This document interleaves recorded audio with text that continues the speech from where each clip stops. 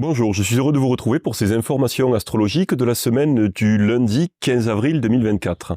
Alors dans cette vidéo, nous allons parler bien évidemment des différents transits de la Lune. Tout d'abord le transit de la Lune en Gémeaux. Ensuite nous parlerons du transit de la Lune dans son domicile, à savoir le signe du Cancer. Et nous parlerons également du transit de la Lune dans le signe du Lion. Je vous parlerai également à la fin de cette vidéo du Soleil qui fera son entrée dans le signe du Bélier. Et si cette affirmation vous étonne un petit peu, c'est que vous êtes certainement familier de l'astrologie tropicale, qui est un petit peu différente de l'astrologie sidérale que je pratique, et je vous en parlerai, je vous en dirai également quelques mots dans cette vidéo. Si vous voulez, avant cela, avoir quelques infos sur la différence entre l'astrologie tropicale, qui correspond à une astrologie basée sur les saisons, et l'astrologie sidérale, qui correspond à la réalité réellement observable dans le ciel, c'est-à-dire la position des différentes planètes dans les constellations du zodiaque, vous pourrez trouver un article dans lequel je vous explique tout ce qu'il faut savoir sur la différence entre ces deux zodiaques sur mon site alexandrejohan.com. Alors avant toute chose, nous allons parler des différents transits de la Lune qui, eux également, par rapport aux dates que je vous donne, correspondent à de l'astrologie sidérale, bien sûr, c'est-à-dire aux périodes d'entrée de la Lune dans les différentes constellations du zodiaque. Donc la Lune est entrée en Gémeaux samedi 13 avril à 10h51 et elle va transiter dans ce domicile de Mercure jusqu'au lundi 15 avril à 18h53. Donc lorsque la Lune se trouve en Gémeaux, ça apporte tout d'abord énormément de curiosité intellectuelle avec une envie de découvrir différents sujets, avec le risque bien évidemment de s'éparpiller dans différentes directions. De la même manière, la Lune en Gémeaux vous parle également d'échanges, de communication. Donc ça va aussi développer l'envie de parler, de passer du temps au téléphone, d'envoyer des messages, de chatter et autres. Donc le sachant également, ce qui est important, pour profiter des influences de la Lune, surtout la Lune qui sera croissante, c'est-à-dire qu'elle va soutenir l'expansion et le développement de vos différents projets, eh bien ça va être de prévoir, lorsque la Lune va être en Gémeaux, dans quel domaine, dans quelle direction précise vous allez vouloir utiliser ces influences particulièrement favorables sur tout ce qui va être donc du domaine de la communication, des échanges, mais également de l'esprit et de l'intelligence, par exemple pour lire, écrire, étudier ou même enseigner. Lorsqu'on parle des échanges, ça inclut bien évidemment toutes les activités commerciales ou de négociation. Simplement, ce sera un petit peu plus difficile pour deux raisons. La première, c'est que durant cette fin de transit de la Lune en Gémeaux, eh bien la Lune va enchaîner les aspects dissonants, donc ça ne favorisera pas véritablement le démarrage d'une activité importante en lien avec la sphère d'influence des Gémeaux. La deuxième raison, c'est que le maître des Gémeaux, Mercure, est toujours rétrograde et en plus de ça, il se trouve encore dans le signe des Poissons, qui est à la fois son lieu d'exil et de chute, donc ça ne favorisera pas doublement le démarrage d'une nouvelle activité. En revanche, quelque chose de très intéressant, lorsque la Lune est en Gémeaux et que donc le maître des Gémeaux, Mercure, est toujours rétrograde, eh bien ça va vous permettre de remettre au goût du jour, peut-être, comment dire, une inspiration, une idée, une intuition que vous auriez pu avoir au cours des mois passés ou même des années passées et à laquelle vous n'auriez pas donné de suite. Quelque chose, une idée, une inspiration que vous auriez mis un petit peu rangée dans les placards. Eh bien, ce transit particulier de la Lune en Gémeaux, alors que le maître des Gémeaux, Mercure, est rétrograde et en Poisson, va vous donner une formidable opportunité de ressortir cette idée et cette intuition du tiroir pour la remettre au goût du jour et véritablement l'exploiter. Donc voilà quelque chose qui peut être intéressant pour ce transit véritablement un peu spécifique. Et si vous avez besoin d'aide, parce que le transit de la Lune en Gémeaux, eh bien, il est très mental, il est très intellectuel, et ça pousse souvent, eh bien, à ne pas vraiment croire ce que l'on sait déjà, et ça pousse également, au travers notamment de cette grande curiosité intellectuelle, à rechercher une confirmation extérieure à ce que l'on sait déjà. Ça peut être en postant des questions sur un forum, en demandant à des gens autour de vous, ou même en allant chercher des réponses à vos questions sur Internet, alors que bien souvent, la réponse, vous l'avez en vous-même, vous la connaissez. Donc une petite astuce, eh bien, c'est l'élixir floral du Dr Bach Serato, qui va vous aider, eh bien, tout simplement à vous reconnecter à votre intuition, à vous reconnecter à ce que vous savez déjà, à renforcer votre confiance en ce que vous savez déjà, de manière, eh bien, à ne plus être dans cette hésitation qui est souvent caractéristique du transit de la Lune en Gémeaux. Ensuite, à partir du lundi 15 avril à 18h53, la Lune va entrer dans le signe du Cancer, elle sera dans son domicile et elle va y rester jusqu'au jeudi 18 avril à 6h13 du matin. Alors lorsque la Lune se trouve dans son domicile, lorsqu'une planète de manière générale se trouve dans son domicile, déjà, elle est un petit peu comme le maître en sa demeure, on disait en astrologie traditionnelle, c'est-à-dire qu'elle est particulièrement à l'aise et qu'elle va pouvoir rayonner, diffuser ses influences sans aucune perturbation et sans aucune entrave. Alors, c'est une configuration tout à fait particulière qui permet à une planète donc d'être vraiment à son aise dans un signe, mais également il faut faire attention parce qu'elle peut être également un peu trop à son aise et donc se laisser aller dans les travers de ce signe. Même si une planète dans son domicile, on dit toujours pareil, ne peut pas nuire, donc c'est toujours une planète qui va gagner en qualité, c'est-à-dire qu'elle sera disposée à exprimer ses meilleures influences et ses meilleures qualités. La Lune en Cancer, elle va vous parler de quoi ? Toujours pareil, on est sur une lune croissante, donc encore une fois, qui soutient le développement et l'expansion de vos projets. Donc c'est une période qui sera particulièrement propice pour lancer un nouveau projet et pour démarrer quelque chose de nouveau. Donc lorsque la lune est en Cancer, eh bien ça va vous parler de quoi ? Avant tout, des projets liés à la famille, au foyer, à la maison. Si vous avez par exemple un déménagement, un achat, un contrat de location à faire par exemple, c'est particulièrement intéressant. Même si les contrats sont gouvernés par Mercure, et comme je vous le disais, Mercure sera rétrograde, donc attention sur les contrats.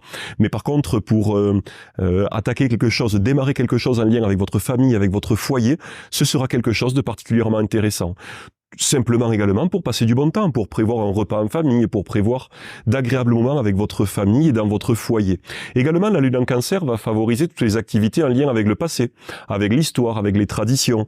Donc lorsqu'on fait rejoindre finalement l'histoire, les traditions, le passé avec les influences familiales, eh bien c'est par exemple le moment idéal pour créer ou travailler sur un arbre généalogique, démarrer un arbre généalogique ou vous intéresser aux traditions liées à votre famille. La lune en Cancer également, c'est le Cancer est un signe d'eau, donc ça va renforcer considérablement votre sensibilité, votre réceptivité à quoi ? Eh bien aux ambiances, mais également aux énergies subtiles autour de vous. Donc d'une part, vous pourriez également être trop réceptif, trop sensible à ces énergies. Dans ce cas, l'élixir floral du Dr Bach Walnut vous aidera d'une part à vous en isoler.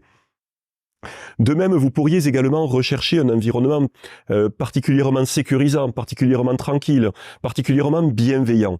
Si vous ne le trouvez pas, vous pourriez également être tenté, être disposé, de vous perdre ou de vous isoler un petit peu dans vos pensées, dans votre imagination.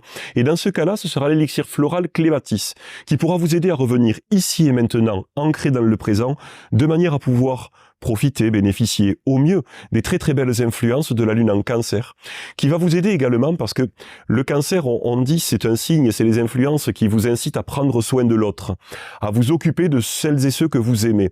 Mais avant toute chose, la lune en Cancer, elle va vous inciter à prendre conscience de vos besoins les plus profonds, dont la satisfaction vont vous amener non seulement un sentiment de complétude, mais également un sentiment de sécurité, qu'on est souvent tenté de combler par des moyens extérieurs, par des achats, par des réseaux sociaux, même si vous regarderez sûrement cette vidéo sur un réseau social. Mais cette idée comme ça de scroller de manière compulsive, bien souvent, eh bien, ça permet de compenser un manque intérieur que l'on ressent. Eh bien, le meilleur moyen, le moyen le plus sain et le plus naturel de compenser ce vide existentiel que l'on peut, je pense, à peu près tous ressentir, eh bien, c'est de combler nos besoins les plus essentiels qui sont liés à la fois à notre lune natale dans signe et en maison, mais également la lune dans le signe du Cancer va nous permettre chaque mois, à l'occasion de ce transit, de prendre conscience de quels sont ses besoins, quels sont nos besoins propres. De cette manière-là, une fois qu'on en a pris conscience, eh bien, on va pouvoir être amené, on peut même le noter pour pouvoir y revenir, le garder à l'esprit tout au long du mois qui va s'écouler, pour pouvoir nourrir ce besoin. Et en prenant soin de soi, en nourrissant nos besoins les plus profonds, eh bien, on sera capable ensuite à la fois de donner un amour véritablement sain, équilibré à celles et ceux qui nous entourent, à ceux que nous aimons, mais on va aussi être capable de prendre soin des autres, prendre soin de ceux qu'on aime, qui sont autour de nous, de notre famille, de manière encore une fois équilibrée et saine, parce qu'on aura su, avant toute chose, sans que ce soit égoïste, prendre soin de nous-mêmes et de nos besoins. Pendant ce transit de la Lune en Cancer, on va pouvoir profiter d'un créneau durant lequel la Lune n'appliquera aucun aspect dissonant aux planètes du septénaire, c'est-à-dire un créneau particulièrement favorable à partir de mardi à 9h59 jusqu'à mercredi à 9h55 du matin. Donc voilà pour ce qui était du transit de la Lune en Cancer. Ensuite, jeudi 18 avril, la Lune avancera encore dans le zodiaque et elle entrera dans le signe du Lion, toujours en zodiaque sidéral, à 6h13 du matin et elle restera dans ce signe de feu jusqu'au samedi 20 avril à 19h07. Alors là, les influences sont différentes parce que le Lion, qu'est-ce que c'est ? Le Lion, c'est un signe fixe, c'est un signe de feu, comme je vous le disais, mais c'est également le domicile du Soleil.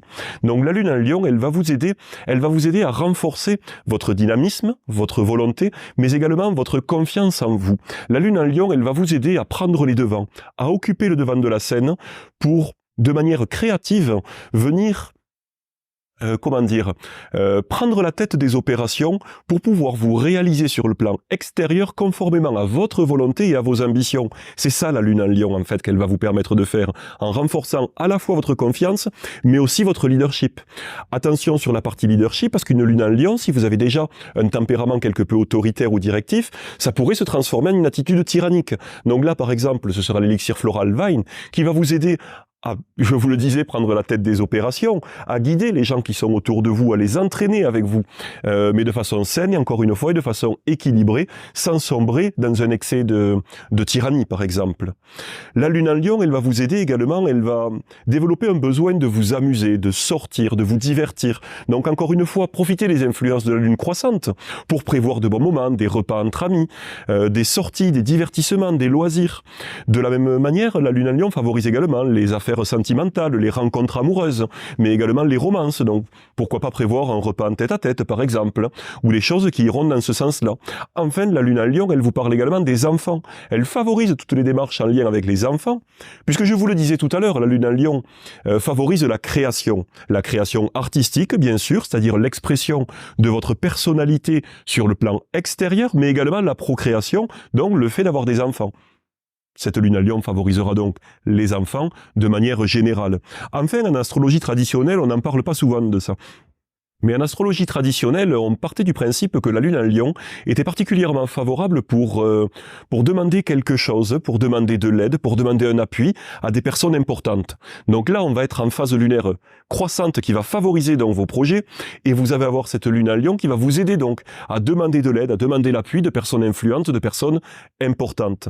Donc durant ce transit de la lune en lion, vous allez en plus pouvoir profiter d'un créneau favorable durant lequel la lune n'appliquera aucun aspect dissonant, carré ou opposition aux autres planètes du septénaire, à partir de jeudi à 10h27 jusqu'à vendredi à 3h11 du matin.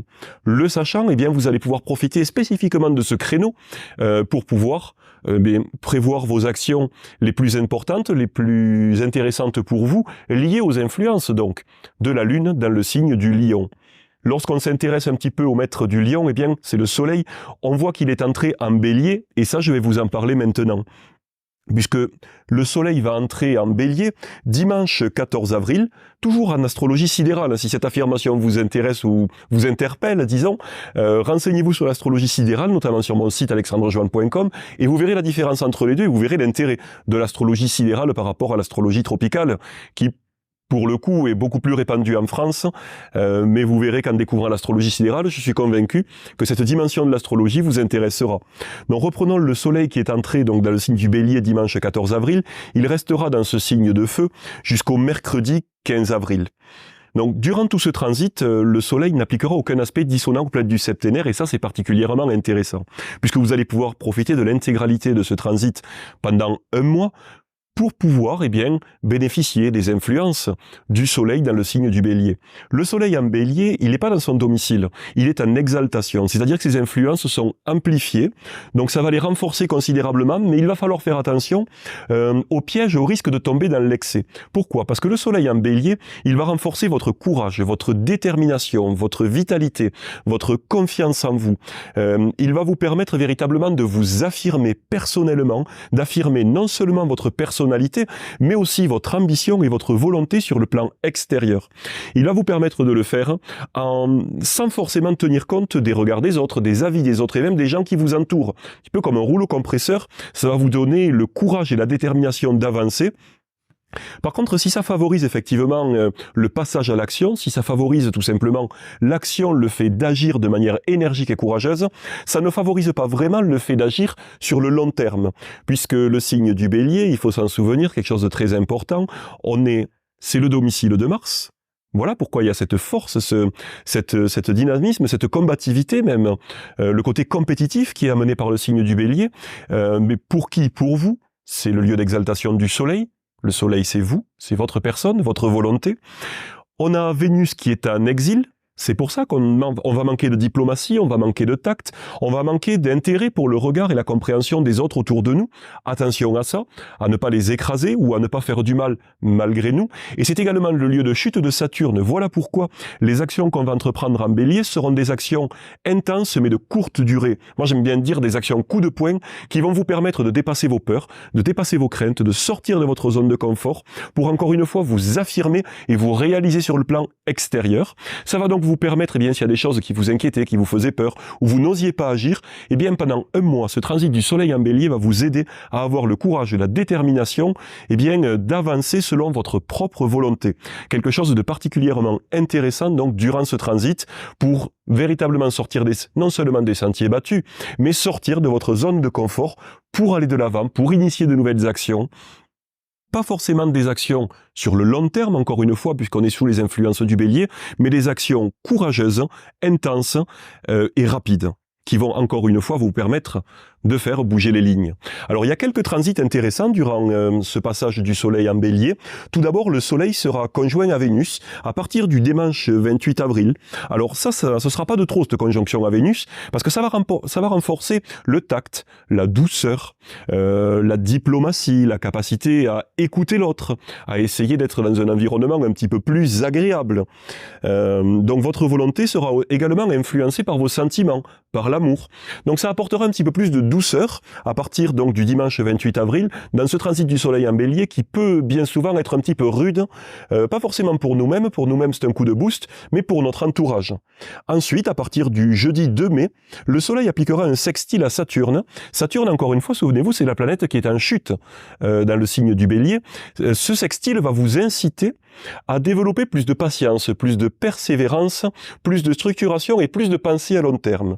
Malgré le fait que le transit du soleil dans le signe du bélier ne favorise pas les actions à long terme, ce sextile malgré tout va vous permettre de bénéficier des influences bien sûr de ce transit solaire en mettant en place des actions coup de poing, mais quand même malgré tout en ayant en arrière-pensée les conséquences dans l'avenir, dans les semaines, les mois et les années à venir. Voilà ce que vous incite à faire ce sextile du soleil et Saturne. Enfin, à partir du dimanche 5 mai et jusqu'à la fin du transit du soleil en bélier, le soleil sera conjoint à Jupiter, ce qui va renforcer votre optimisme, votre bonne humeur, votre confiance en vous. Ça va renforcer également tous ces éléments, mais attention au risque d'excès, c'est-à-dire que ça pourrait vous pousser à avoir tellement confiance en vous, tellement de courage et de détermination, que vous pourriez bien prendre des décisions ou prendre des engagements qui dépasseraient vos capacités de réalisation, d'où des erreurs de jugement. Donc attention durant ce transit, qui renforce tellement votre volonté, votre dynamisme et votre confiance que vous pourriez être tenté de dépasser vos capacités de réalisation.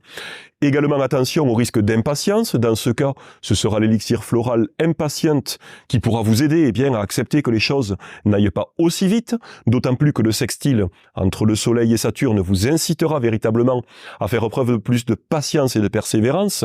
De la même manière également, l'élixir floral Vine vous aidera si vous veniez à devenir un peu colérique ou trop directif, un peu trop tyrannique vis-à-vis de votre entourage. Vine vous aidera à faire preuve d'un peu plus de diplomatie et de tact dans votre manière d'aborder les choses pour être véritablement un leader non seulement inspiré, mais aussi inspirant. Voilà, je pense qu'on a fait le tour des informations astrologiques de cette semaine. N'hésitez pas à vous inscrire sur mon site alexandrejohan.com à la newsletter astrologique, parce que j'envoie toutes les semaines, le lundi à 11h du matin et le vendredi à 11h, j'envoie par écrit des emails qui sont tout à fait complémentaires véritablement de ces vidéos que j'essaye de mettre en place, parce que ça permet d'avoir un support écrit auquel vous allez pouvoir vous référer très rapidement pour avoir les créneaux favorables, les dates favorables, et pour avoir tous ces éléments importants. Je profite également de cette petite vidéo pour partager avec vous le lancement de ma formation sur l'ascendant dans le thème astral. Alors l'ascendant et le maître d'ascendant qui sont véritablement des éléments essentiels du thème.